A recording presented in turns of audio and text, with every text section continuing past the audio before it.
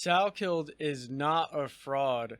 So yesterday was his fight against Gamrot, where there were just so many questions around Salkilld. Like we knew he was long, and we knew he had some pop in his punches and can mix up with the kicks, and has gotten knockouts before. But could he do that against top UFC lightweights? And we got a lot of answers last night. To be honest, I was kind of nervous for Salkilld just because I wasn't sure how he would deal with Gamrot's pressure and Gamrot's wrestling, because obviously that was the game plan. You cannot stay within kickboxing range with Salkilld. Besides the fact that he's 6 feet tall with a 75-inch reach, the kickboxing range is where he excels.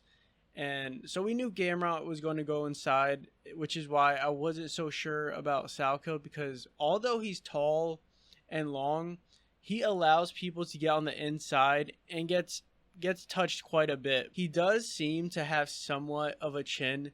Beneil was able to drop him for a second, but Beneil has weird power. Like that punch looked normal, but at least from a fan's perspective, but was able to drop Salkilld. And the thing about Salkilld is that he has the height and the length, but that doesn't mean anything if his opponent could still get on the inside and tag him up. So I'm still not sure if his chin will hold up against, the real top guys in the division, but we'll just have to wait and see. A scary moment for him was when Gamrot got his leg. You could see Salkilld looking towards his corner with like a scared expression. He was able to get out of it, but it looked pretty bad. At least from someone who only took 3 jiu-jitsu classes like 5 years ago, it looked pretty bad. But just for him to turn around and get his own sub is insane. I had like $5 on him getting a sub. But he mentioned that jiu-jitsu is his bread and butter. Like, he is known for his striking, but jiu-jitsu is what should be talked about. 5 of his wins are from submissions. And Dustin said that a promotion reached out to him for him and Salkilld to have a grappling match. So maybe this is just how he beats the top guys who I think are going to be better than him on the feet. I saw this on Reddit about potential matchups in the lightweight division, and to be honest, I like what I see, especially Ilya versus Paddy. Both of them lost to the same guy. They have beef, and they're still top contenders even after the loss. Especially Paddy after he, dominated BSD. Well, BSD is just a dummy for what he did, but a win is a win. Gaethje dominated both of these fights, especially against Ilya. That Ilya fight was tough to watch. And Paddy mentioned that the eye poke changed the trajectory of the fight, but he was already losing. And I actually have a video on these two, Paddy and Ilya, about what the UFC could do to make this matchup even better. So these two definitely have to fight. Oliveira and Usman. Oliveira unfortunately out due to the passing of his teammate, but I think the timing could work out.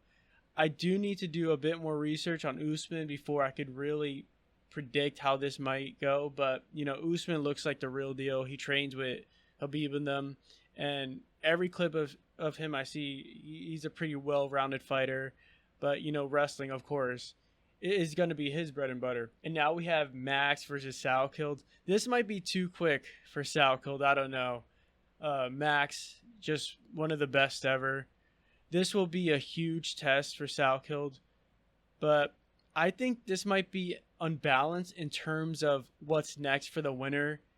Like, if Max wins, then it's, Salkilld wasn't that good, he got fraud checked, etc. But if Salkilld wins, what else makes sense but the title opportunity, just because of the gap in the prestige of these two guys.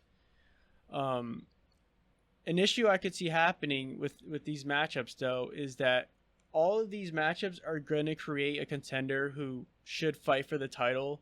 So it's going to be too many contenders all at once, and only one of them could fight Justin. So what's probably going to happen is, the other two guys are going to fight for the interim. I don't really like the interim belts. I think they're kind of lame. They have to make them silver or something, so they're clearly different from the undisputed belt. But that's probably what's going to happen. But you know, these are good problems to have. You want a lot of top contenders in a division. It keeps it exciting. But yeah, that's pretty much it. Let me know what you guys think. Okay, peace.